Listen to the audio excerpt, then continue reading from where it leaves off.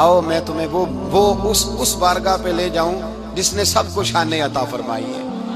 حضرت ابوبکر صدیق رضی اللہ تعالیٰ عنہ خلیفۃ المسلمین بنے، خلیفہ بنے تو سویرے جس رات خلیفہ بنے سویرے سر پہ ٹوکری رکھی، منڈی کی طرف جا رہے ہیں۔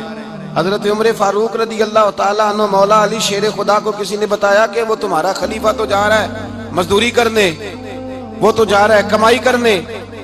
حضرت علی شیر خدا مولا کائنات جناب فاروق اعظم دونوں نے رستے میں روکا کہ ابوبکر کہاں جا رہے ہو؟ فرمانے لگے کام کرنے جا رہا ہوں، مزدوری کروں گا، منڈی میں جاؤں گا، تجارت کرتا تھا اس کو جاری رکھوں گا، بچوں کا پیٹ بھی تو پالنا ہے۔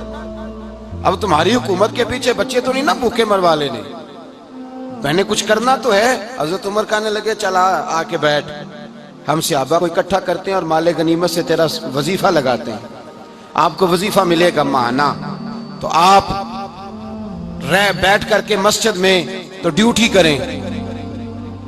بیٹھ گئے، مشاورت ہوئی تو حضرت ابوبکر صدیق رضی اللہ تعالیٰ عنہ سے پوچھنے لگے جناب بتلائیے آپ کا کتنا وظیفہ لگایا جائے؟ تو حضرت ابوبکر صدیق فرمانے لگے اتنا لگا دو جتنی ایک مزدور کی تنخواہ ہوتی ہے۔ تو ایک صحابی بول کے بڑے میٹھے اور دھیمے لہجے میں کہنے لگے ابوبکر اگر تیرا گزارا نہ ہوا تو، اگر تیرا گزارا نہ ہوا تو حضرت ابوبکر صدیق فرمانے لگے اگر میرا گزارا نہ ہوا تو میں مزدوروں کی تنخواہوں میں اضافہ کر دوں گا، اگر مزدوروں کے گھر جلنے لگیں گے تو میرا بھی چلے گا، میں ان کی تنخواہیں بڑھاؤں گا صرف اپنی۔ تو مزدور کے حقوق کا تعین کیا۔ سب سے پہلے تو میرے نبی پاک علیہ السلام نے منع فرمایا، فرمایا جس کو مزدوری پر رکھو پہلے اس کے ساتھ اجرت طے کرو۔ حضور صلی اللہ علیہ وسلم نے فرمایا جب تک اجرت واضح نہ ہو جاؤ کسی کو کام پر، جب تک اجرت واضح نہ ہو جائے، مکمل نہ ہو جائے کہ کیا دینا ہے، طے کریں۔ کیا لوگے جو جناب دے دیں گے لے لوں گا، شریعت اس کو پسند نہیں کرتی، محبوب نہیں رکھتی۔ پہلے اس کے ساتھ پہلا حق مزدور کو یہ دیا کہ اس کی اجرت پہلے، بولیے اجرت پہلے اجرت طے ہوگی، یہ پہلا حق ہے۔ اور مزدور کا دوسرا حق کیا بیان کیا میرے نبی پاک نے؟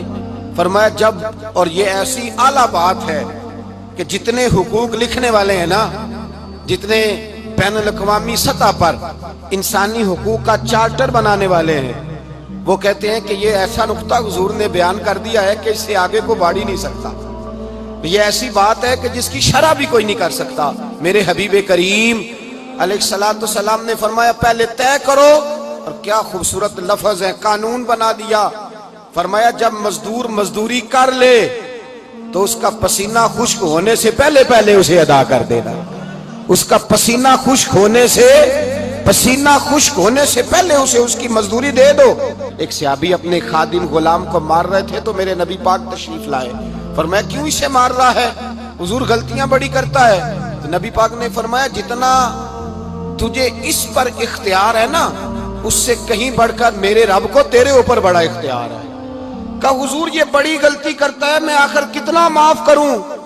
تو حضور نے فرمایا اتنا معاف کر جتنا میرا رب تجھے معاف فرماتا ہے۔ پتہ ہے تیری صبح سے لے کر شام تک کتنی کوتاہیاں ہیں، درگزر کا حکم دیا۔ پہلا حق یہ دیا مزدوری طے کرو، دوسرا حق یہ دیا پسینہ خشک ہونے سے پہلے ادا کرو، تیسرا حق یہ دیا کہ اس سے درگزر کرو، غلطی ہو جائے تو درگزر کرو۔ تو یا رسول اللہ مزدوری کتنی دیں؟ میرے نبی پاک بخاری مسلم حضور سید عالم صلی اللہ علیہ وسلم نے فرمایا مزدور کا حق بیان کیا نبی پاک نے، اور ایک بات ارشاد فرمائی تو اس کے اندر کئی پہلو، ایک حدیث میں کئی پہلو بیان فرمائے۔ حبیب پاک نے فرمایا جیسا تم کھاتے ہو ویسا ہی اسے، بھئی بس ختم ہو گئی بات، اتنی بڑی بات کر دی سرکار نے۔ کبھی دیکھا ہے آپ نے کہ مزدور کو ایسے کھلایا جا رہا ہو جیسا مالی کھا رہے ہیں؟ حضور نے فرمایا بھئی مزدوروں کا حق یہ ہے کہ جیسا تم نے کھانا ہے ویسا اسے کھلانا ہے، اور فرمایا جیسا تم نے پہننا ہے ویسا اسے پہنانا ہے۔ اور پھر میرے حبیب کریم علیہ السلام نے ارشاد فرمایا اس کی ہمت سے بڑھ کر تم اس پر بوجھ نہیں ڈال سکتے، جتنا کام وہ کر نہیں سکتا اتنا تم اسے دے نہیں سکتے۔ اور فرمایا اگر اتنا کام دینا ہے جو اس کی ہمت سے زیادہ ہے تو میں اس کے مالک کو کہتا ہوں وہ بھی اٹھ کے مزدور کے ساتھ کام پہ لگ جائے، اٹھے اس کے ساتھ کام میں شریک ہو جائے۔ مزدوری کا بھی تعین فرمایا، اور پھر اس کو کام کس مقدار کا دینا ہے، مزدور کو کس قدر زیادہ اس پر بوجھ ڈالا جائے گا، یہ بھی مصطفیٰ کریم نے بیان فرمایا۔ فرمایا جو لا یکلف اللہ نفسا الا وسعها، اللہ بھی تم پر وہ بوجھ نہیں ڈالتا جو تم اٹھا نہیں سکتے، تو کسی مزدور کو تم ایسا کام نہیں بتاؤ گے۔ حضرت عثمان غنی رضی اللہ تعالیٰ عنہ ایک دن حضرت عمر فاروق سے کہنے لگے عمر بس کر دے یار، تیرے بعد بھی تو لوگوں نے خلیفہ بننا ہے، کیسے کوئی تیرے رستے پہ چلے گا؟ تو حضرت عثمان غنی سے جناب عمر کہنے لگے کیا ہو گیا؟ آپ فرمانے لگے کل میں دیکھ رہا تھا کہ لوگ باغ میں مزدوری کر رہے تھے اور آپ امیر المومنین ہو کے ان کا ہاتھ بٹا رہے تھے، ہاتھ بٹا رہے تھے۔ تو حضرت عمر کہنے لگے بوڑھے تھے، بیمار تھے، مزدوری کر رہے تھے تو پسینہ بہہ رہا تھا، کیا ہو گیا اگر تھوڑا سا میں نے ساتھ دے دیا؟ حضرت جناب سیدنا فاروق اعظم یہ لفظ کہتے ہوئے رو پڑے۔ آپ فرمانے لگے میں کسی بادشاہ کا شہزادہ نہیں، میں بھی اسی باپ کا بیٹا ہوں جو اونٹ چرا کے گزارا کیا کرتا تھا۔ میں نے آگے بڑھ کے لوگ حیثیت بھول جاتے ہیں، اپنی حیثیت بھول جاتے ہیں۔ اللہ تبارک و تعالیٰ جب کچھ عطا کرتا ہے ان کا رویہ اپنے ماتحتوں کے ساتھ اتنا سخت اور جابرانہ آمرانہ ہو جاتا ہے، اس قدر زیادہ ان کے لب و لہجے میں کڑواہٹ آ جاتی ہے، اس قدر زیادہ ان کی طبیعتوں کے اندر سختی اور غرور بھر جاتا ہے کہ وہ احساس ہی نہیں کرتے کہ جو سامنے بیٹھا ہے وہ بڑا ایک دکھی انسان ہے اور وہ تکلیف میں ہے، وہ آزمائش میں اپنے آپ کو مبتلا سمجھ رہا ہے۔ حضرت ابو ذر غفاری رضی اللہ تعالیٰ عنہ فرماتے ہیں میں اپنے ماتحتوں کے حق میں بڑا سخت تھا، سخت تھی میری طبیعت، میرے غلاموں کی جرت ہی نہیں تھی کہ وہ میرے سامنے گفتگو کر سکیں اور ٹھہر بھی سکیں۔ فرماتے ہیں جس دن میں کلمہ پڑھنے گیا، جس دن میں حضور کی بارگاہ میں، تو میں نے کہا حضور کوئی خاص نصیحت؟ تو نبی پاک نے فرمایا میری نصیحت تیرے لیے یہ ہے کہ جیسا تو نے کھانا ہے ویسا ہی غلام کو کھلانا ہے، جیسا تو نے پہننا ہے ویسا ہی غلام کو پہنانا ہے۔ حضرت ابو ذر کہتے ہیں جو میرے اندر کمی تھی وہی میرے نبی نے نصیحت کر دی، جو میرے اندر کوتاہی تھی وہی غیب جاننے والے رسول نے بتلا دی۔ فرماتے ہیں میں گھر گیا، جب میں جاتا تھا تو ملازموں کا سانس خشک ہو جاتا تھا، وہ کانپنے ہانپنے لگتے تھے کہ جانے اب یہ کیا کرے گا۔ حضرت ابو ذر غفاری فرماتے ہیں میں گیا، ایک شخص سے میں نے کہا کھانا پکاؤ، کھانا پکایا، دسترخوان پہ لگایا اور اپنے سارے ملازموں کو کہا آؤ یار میرے ساتھ بیٹھ کے روٹی کھاؤ، آؤ سارے میرے ساتھ بیٹھ کے کھانا کھاؤ۔ فرماتے ہیں انہوں نے کھانا کھایا، پھر میں ان کو بازار لے گیا، جیسے کپڑے میں پہنتا تھا ویسے میں نے ان کے لیے بھی خریدے۔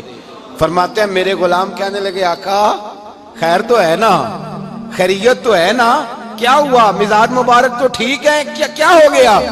اور یہ جو ہم فضا کو اتنا خوبصورت دیکھ رہے ہیں اور یہ جو ہم اتنی پیاری ریم جھیم برستی دیکھ رہے ہیں یہ جاری رہے گی یا ایک دن کی ہے؟ تو حضرت ابو ذر غفاری رو پڑے، کہنے لگے اب تمہیں ابو ذر غفاری بدلا ہوا ملے گا، اس لیے کہ اب میں وہ نہیں رہا، اب میں رسول اللہ کا کلمہ پڑھ کے غلام مصطفیٰ بن گیا ہوں، اب میں بدل گیا ہوں، میری طبیعت بدل گئی۔ غلاموں کے حق میں حضرت مولا علی شیر خدا غلام کو لے کر کے گئے دکان پر، حضرت مولا علی غلام کو لے کر گئے کپڑے کی دکان پر، 2 جوڑے خریدے، ایک کم قیمت کا ایک زیادہ قیمت کا، ایک کم قیمت کا ایک زیادہ قیمت کا، 2 جوڑے خریدے۔ جب واپس لوٹے تو غلام سے کہنے لگے تو اپنا لے لے۔ غلام کو پتا تھا کہ اس زمانے میں ہوتا کیا تھا، اس نے کم قیمت کا جوڑا اٹھایا۔ حضرت علی فرمانے لگے عجیب آدمی ہے، یہ تو تیرا نہیں، یہ تو میرا ہے۔ اس نے کہا حضور کس طرح سے؟ آپ فرمانے لگے تیرے لیے قیمتی جوڑا اس لیے خریدا ہے کہ تو جوان ہے، اور میں نے اپنے لیے اس لیے چھوٹا خریدا ہے کہ میں تو اب بوڑھا ہو گیا ہوں، مجھے تو حاجت نہیں۔ کہنے لگا حضور بوڑھے اور جوان کا مطلب نہیں، آپ علی ہیں، من کنت مولا فہذا علی، علی مولا، علی مولا، آپ چونکہ مولا علی ہیں اور آپ امیر المومنین ہیں، لہذا آپ نے تخت پر بیٹھنا ہے، آپ نے سلطنت کو چلانا ہے، آپ پہنیے۔